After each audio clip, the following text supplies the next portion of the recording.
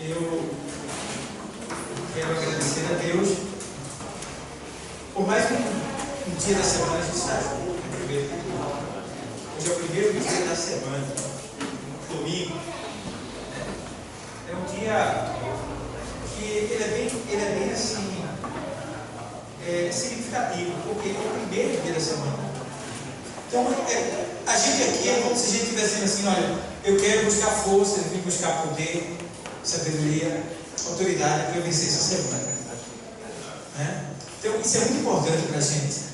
Não só estar aqui no domingo, porque tem crentes que ele vem no domingo e só vem no outro domingo, né? Isso é muito ruim, principalmente para a obra, porque na verdade o Senhor Jesus Cristo, ele veio aqui à terra e ele fez a obra e acabou a obra dele aqui na terra, Jesus. E quando ele voltou, ele disse: olha, está entregue nas mãos de vocês, agora é vocês que vão fazer a obra, ou seja, eu conto com vocês. A prova é tanto que a Bíblia diz que Satanás, ele é o nosso adversário. Ele não é mais o adversário de Deus. Por que não é? Porque ele foi até antes de Jesus morrer na cruz. Entendeu?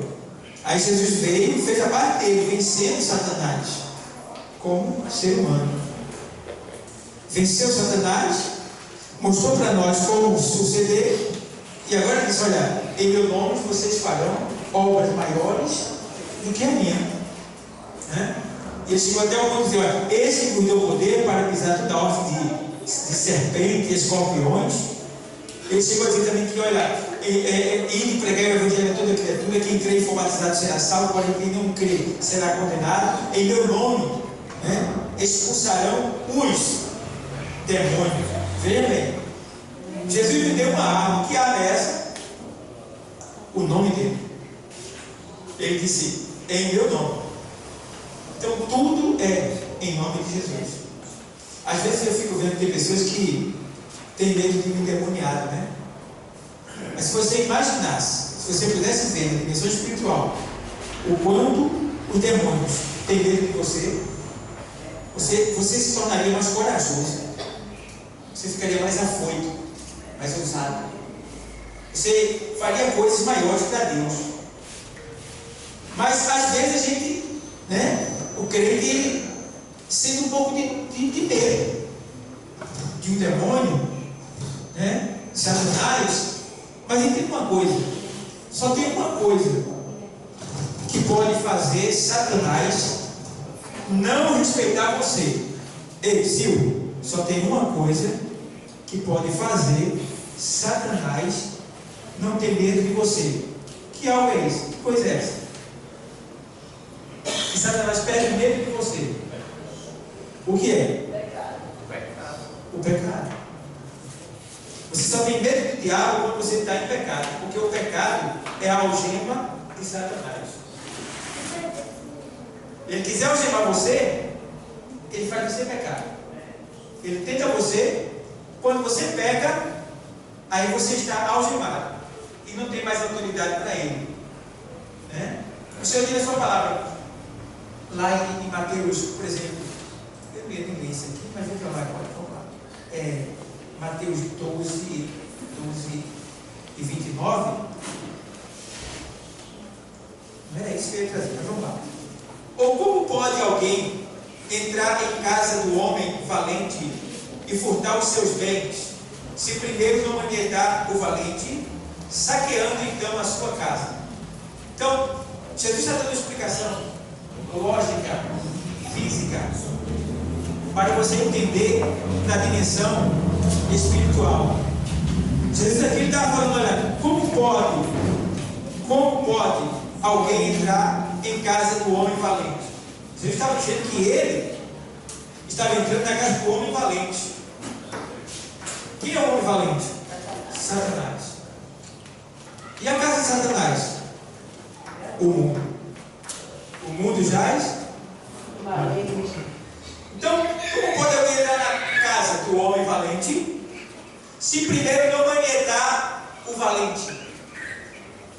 Manietando, então você saqueia, você toma todos os seus bens. Quais são os bens, os pertences de Satanás? As almas. Entende? Não é dinheiro, não é carro. Não. Os bens mais fortes dele são as almas.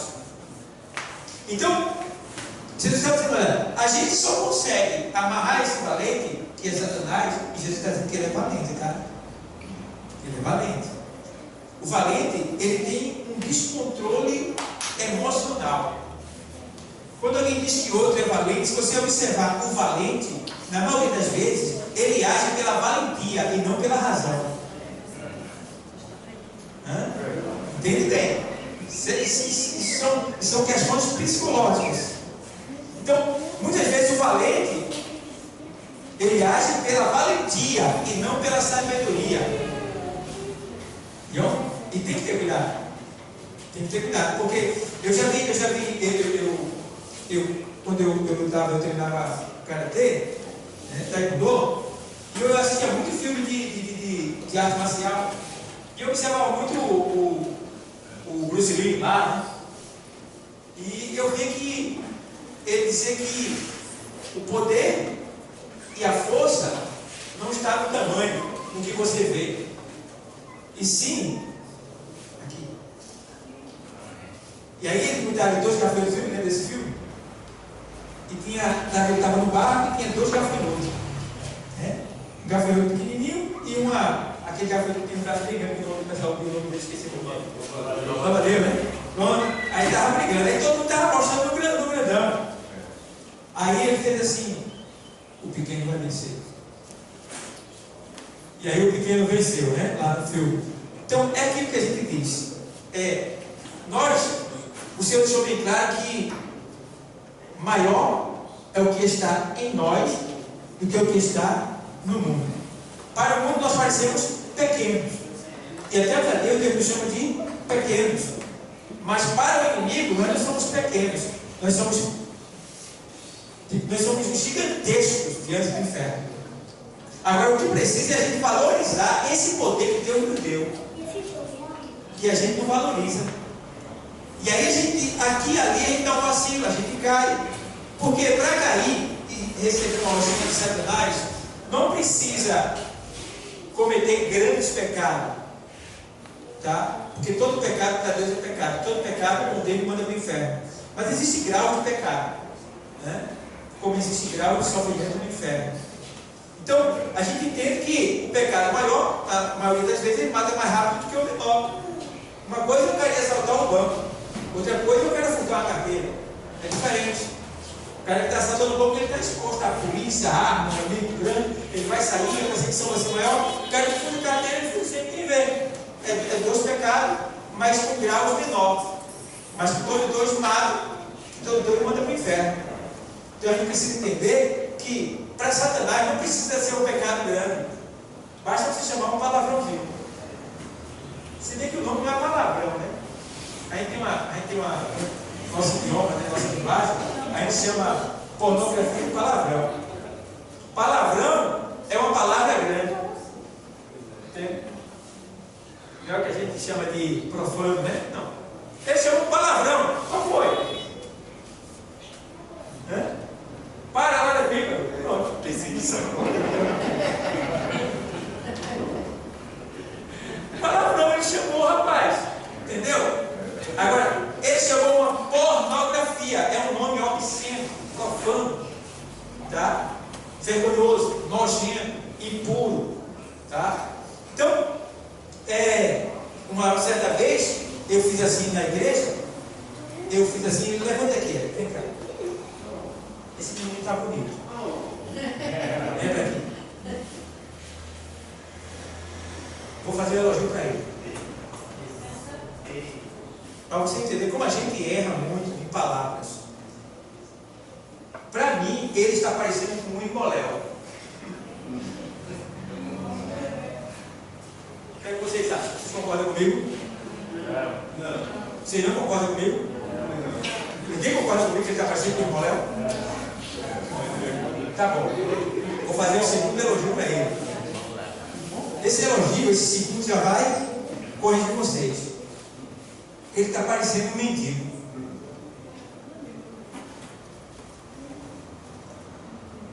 Agora eu vou explicar, pode sentar, obrigado. Biblicamente falando, Ismoel eram os homens mais ricos que existiam no tempo de Jesus. Eles se casavam com vestes bonitas.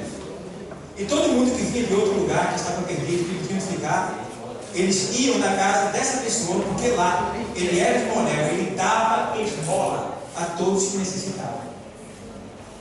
Então, se alguém te chamar de Ismoel, você diz: obrigado. Está chamando você de rico. Está vendo aí? Então, a gente erra muito com palavras. Eu fiz isso uma vez na Rompendo em Fé. A menininha que eu chamei, a menina ficou passada de vergonha. A igreja ficou em. Rapaz, esse pregador que eu e ele acabou com o menino. Ela se ficou para mim assim, graça ali. Aí depois eu fui lá e expliquei para a igreja. Alguém pode falar algo que você interpretar de maneira errada, porque você não tem conhecimento literal. E isso aí vai fazer com que você, na dimensão espiritual, fique doente. Até desde que tem igreja, porque eu sou interpretado em aquela colocação da pessoa. Tudo isso influi. Nós precisamos de Deus, sabedoria e discernimento para vencer. Tá? Então, com respeito ao tema do assunto, Satanás não precisa de grandes coisas para acorrentar você. Uma pornografia sua, tá? Uma desobediência a seu pai ou a sua mãe, um comportamento impróprio de um crente em alguma área que ele trabalha, que ele estuda, que ele vive, que ele mora. O Satanás ele não precisa de muita coisa, porque ele diz assim para Jesus: olha, se tu, depois dele tentar de muitas maneiras, ele diz assim: olha, se tu se curvares diante de mim, vê só, eu te darei toda esta glória. Então quer dizer, a perca da nossa salvação, a perca do mundo, o prejuízo universal estava em um ato. Qual é o ato? De se curvar diante dele. Se Jesus se curvasse, a gente não estaria aqui agora. Deus tinha sido envergonhado, o plano tinha falhado, e como é que ia ser? Então, não precisa muito para Satanás. Ele só quer que você se curve diante dele. Está entendendo? Diante de uma revista pornográfica, né?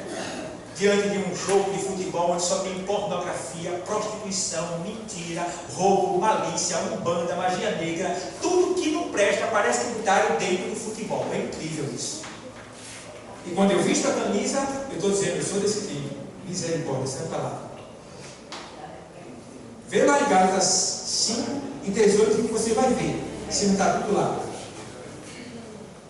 Então, Jesus tinha 13 homens. Dava 10 no campo, um goleiro e um reserva. Mas ele nunca se envolveu com essas coisas. Então, pessoal, cuidado. Satanás não precisa de muito de você. O pouco que você fizer que escandalizar você no mundo espiritual. Agora tem uma coisa: não precisa escandalizar você publicamente, não, tá?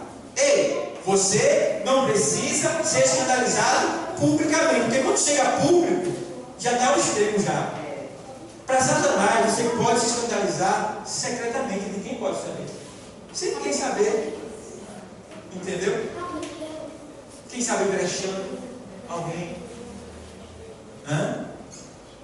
Quem sabe falando alguma coisa que ninguém ouviu, mas que Deus está ouvindo, Satanás está ouvindo. Alguma coisa agressiva, profana. E muitas outras coisas, muitos outros comportamentos que tem, que se a gente não tiver cuidado, a gente se torna um réu novamente de Satanás.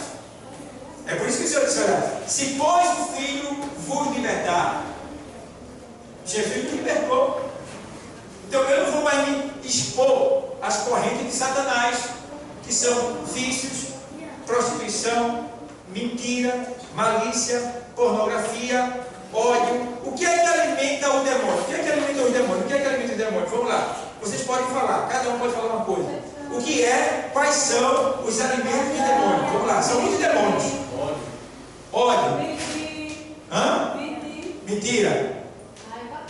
Raiva. Fofoca? Inveja? Hã? Roubar, matar, estuprar, tudo isso. Mais? Tem mais? Alimento dos demônios.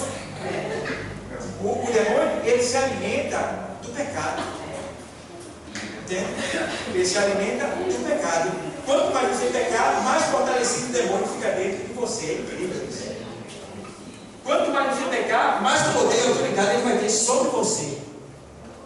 Então, quanto menos você pecar, menos poder ele tem. Quanto menos você pecar, mais distante ele vai ficar de você. Quanto menos você pecar, mais poder, autoridade, sabedoria e vitória você vai ter, porque você vai alcançar campos que você não alcançaria, porque teriam ali grandes barreiras impedindo você de chegar lá. Mas porque você é livre, então nada pode te impedir, porque você não está em nome de qualquer um, você está em nome do Senhor.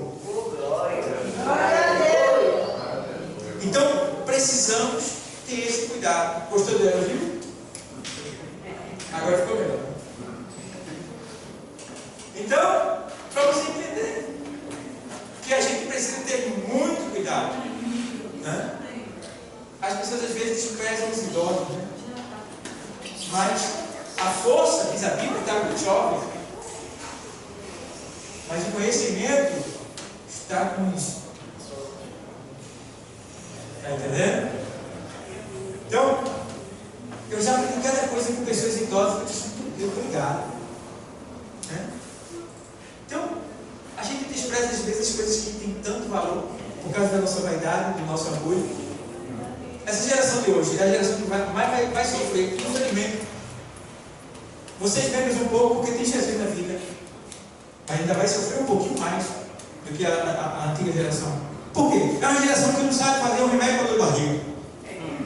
Tem dor de barriga, vai para a UPA. Chegando na UPA, de pilões. Chegando na UPA, aquela agulhinha vira nádega. Entendeu? E você não fica bom. Então, você vai aos antigos, vai lá, vai para a avó, você sabe o remédio para dor de barriga? Ô vó, a senhora sabe o remédio para dor de ouvido? Pode ficar sério. Ela vai dizer, olha, pegue a erva tal, pegue tal. E você ficava bom e não se prejudicava. E veja como é hoje. Então, igreja, precisamos valorizar as pequenas coisas para que possamos alcançar as grandes.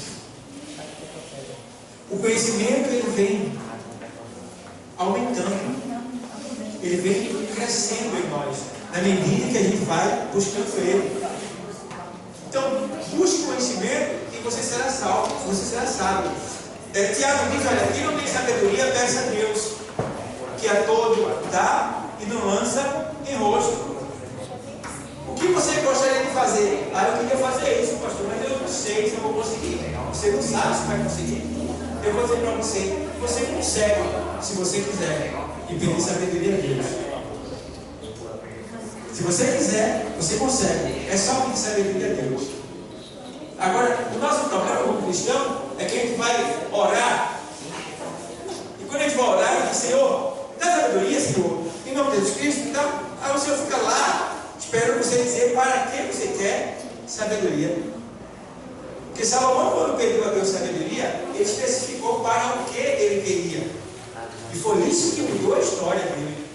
Porque quando ele disse, olha, eu quero sabedoria para saber lidar com o teu povo, para saber entrar e sair no meio do teu povo, para instruir, cuidar do teu povo, que é teu. O Senhor olhou assim e disse, rapaz, ele poderia ter pedido sabedoria nem para vencer os inimigos dele, poderia ter pedido sabedoria nem para ser rico, mas ele não pediu, ele pediu para me glorificar. Então, por que ele pediu para glorificar? Eu não vou dar só o que ele me pediu, mas o que em abundância eu daria a ele. Porque ele colocou em primeiro lugar o quê? O reino de Deus. Então, a sabedoria, ela tem que ser especificada. O que você quer? Senhor, eu quero sabedoria para cantar, eu quero sabedoria para tocar instrumento. Eu quero sabedoria para evangelizar. Eu quero sabedoria para orar. Para eu saber falar contigo. Me dá sabedoria para eu saber falar contigo? Me dá sabedoria, Senhor, para eu cuidar da minha saúde, para eu cuidar da minha esposa, dos meus filhos. Me dá sabedoria para eu saber lidar no meu trabalho. Me dá sabedoria. Tem que especificar. E porque você pediu, Deus não é responsável. Cada um que você pedir, Ele vai te dar todos eles. Deus é livre. Deus não é avarento, nem pirangueiro, nem econômico. Ele é abundante. Se você pedir abundância, Ele vai te dar em abundância. Porque Ele é poderoso para fazer muito mais além do que aquilo que nós imaginamos. Então, muitos crentes ainda estão apanhando na vida, mesmo estando na igreja, porque eles não conversam com Deus, não pedem sabedoria para determinada situação que eles estão perdendo a batalha. Estão perdendo. E não pedem sabedoria para vencer a situação. Fica só miando. Miau. Irmão, ora por mim. Miau. E Deus diz, eu estou aqui. Senhor, miau. Vai lá, conversa com Deus. O ponto é esse, ó Deus. Ei, Deus, e eu sou culpado. Isso aqui aconteceu por minha causa. Mas tem misericórdia. Me dê sabedoria para eu vencer essa situação. Me ajude. Me dê vitória, Senhor, porque o Senhor vai ser glorificado nessa minha vitória. Aí vai. E aí você vai ver que Deus vai agir. E vai abreviar essa vitória. Mas muitos crentes eu vejo sofrendo, irmão. Sofrendo além do que digamos, merece, digamos assim. Porque não tem um diálogo com Deus, não tem um contato maior com Deus, não tem responsabilidade com aquilo que é Deus. E aí? Vou dar um exemplo para vocês. Uma certa pessoa, eu pedi a Deus sabedoria e discernimento para determinada situação. Aí eu estava olhando uma pessoa, a pessoa foi lá, isso na igreja, há muito tempo na minha vida eu vi isso aí no decorrer da igreja, já vejo ainda. Uma irmã, dirigente, ela falou os seus componentes e um dos seus componentes resistia a ela. Aí, resumindo a história, alguém, rapaz, fez isso com uma dirigente. Eu estou nem aí, quero nem saber, ela é dirigente, ela se vira. Veio bem. Então, essa pessoa agiu como se aquilo ali cessasse, não tivesse nenhum efeito. Só que, às vezes é assim, eu vou lá, eu sou membro, e eu resisto ao presbítero. Eu sou membro, resisto ao presbítero, não aceito, não gosto. Fico com raiva dele, desobedeço, não venho, tá bom? Resisti a ele. Ele pode fazer alguma coisa? Não, tudo bem. Só que eu resisti a ele. Mas a Bíblia diz que quem resiste a uma autoridade é resistir a quem? A Deus. Aí resistir. Aí acontece, já pensa que não vai acontecer nada. Eu não sou presbítero, eu não sou nada, eu sou um membro, tá bom. Tu não vai ser resistido aqui. Mas teu filho vai te resistir. Quando tu falar, ele. Teu patrão vai te resistir. Na estrada, com o carro, o cara te resiste. Fala ele contigo, tu faz quem está com tu para aquele lugar? Essa resistência que você fez com a autoridade que é Deus, você também vai sofrer ela e mais. Maior. Porque a Bíblia diz. Em um texto, o Senhor diz assim: com a medida que pedirdes, será medido. Com o juízo com que julgardes, será julgado. E outro texto diz assim: olha, e boa medida, recalcada, transbordando, cuidará. Tem outro texto que diz assim: olha, e será dobrada, não fale agora embora do Evangelho, que ele diz: será dobrado o juízo com o que você julgou. Então, precisamos ter esse cuidado, porque o diabo, ele é esperto demais. Ele fica só olhando o nosso movimento de longe. Eita, aquele ali está ferrado. Aquele ali, Deus já diminuiu o poder sobre ele, Deus. Continua sendo filho de Deus, mas sem opção, sem poder. Já abriu um portinho para entrar. E aí, quando chega uma hora do vamos ver, enfermidade. Pastor, vem cá, pastor. Não. O espírito que está no pastor está em você também. Coloca a mão e repreende. Em nome de Jesus Cristo, que Deus vai fazer. Você está entendendo? Se é jovem, é qualquer um. Não pode. Então, igreja, nós precisamos pedir a Deus sabedoria para vencer as forças das trevas, para vencer Satanás, para vencer os demônios. Pedir a Deus sabedoria para saber se comportar na presença de Deus de maneira que venhamos glorificar Ele em toda forma de viver da nossa vida. Pedir sabedoria para que a gente possa servir o Senhor com extremidade, né? Com abundância, como Paulo diz lá em 1 Coríntios 15, 58, ser sempre abundante. Às vezes eu fico olhando assim, meu Deus, a igreja tem culto aqui no domingo, na segunda circulação, mas é à tarde, só na quinta-feira que vai ter, e no sábado a escola dominical e no domingo. Tá? Mas às vezes a gente vê pessoas que passam a semana toda sem vir, só vem no domingo. Veja, quando chega no domingo, às vezes até cochila, vacila, né? E daí vai para casa. E o Senhor aqui a semana todinha esperando você vir buscá-lo para te dar, para te abençoar. E aí tu vê que quanto mais a gente se desaproxima de Deus, mais a mercê de Satanás a gente fica. Ele encontra espaço para nos ofendear, para nos machucar, para nos ferir. Então precisamos, igreja, chegar mais, né? Honrar nossos dirigentes, nosso presbítero, nosso pastor, a dirigente, né? Da escola dominical, das mulheres, dos jovens. A gente precisa honrar uns aos outros. Ei, Sil, quando eu honro, eu sou honrado. Aí tu não honra e quer ser honrado. O mundo espiritual não vai poder te ajudar. Porque, ei, Sil, quando eu obedeço a Deus, quando eu sou fiel e honro a Deus, o mundo espiritual, ele me honra. E quando o mundo espiritual me honra, isso aí reflete na vida material. Entende bem? E aí você é abençoado de várias maneiras na vida material. Agora, se eu não honro a Deus, o mundo espiritual perde a força de trabalhar ao meu favor. Ei, Sil, o que é que você está precisando? O que é que você está precisando? Ei, Sil, o que é que você está precisando? Você consegue? O que você está precisando? Você consegue? Você consegue sozinho? Não. Você precisa de uma ajuda. E como é que Deus vai te ajudar? Como é que Deus vai te ajudar se você não dá força para o mundo espiritual te ajudar? E em vez de dar força para o mundo espiritual de Deus te ajudar, você dá força para quem? Para os demônios, mentindo, tratando mal, fazendo coisas que não devem. E aí sua vida começa a ficar um farrapo, que atraso, problema daqui, problema dali. Ele, meu Deus! Aí você diz, tu que se deixa o homem viver em ti? Que esses cada um seus próprios? Então, o culpado é tu. É verdade. Está desempregado? O culpado é tu. Está doente? O culpado é tu. Está sendo perseguido? O culpado é tu. Tudo culpado é você mesmo. Porque você está sofrendo consequências de algo que você fez lá atrás. Mas hoje Deus te trouxe aqui, porque Ele é o Deus que restaura, é o Deus que renova, é o Deus que muda a história, é o Deus que tem todo o poder do céu e da terra e na tua vida também. Então nessa noite, Deus pode mudar a história da tua vida. Amém, igreja? Amém. Deixa Deus rasgar essa página e escrever uma nova história. Que Deus continue abençoando a gente.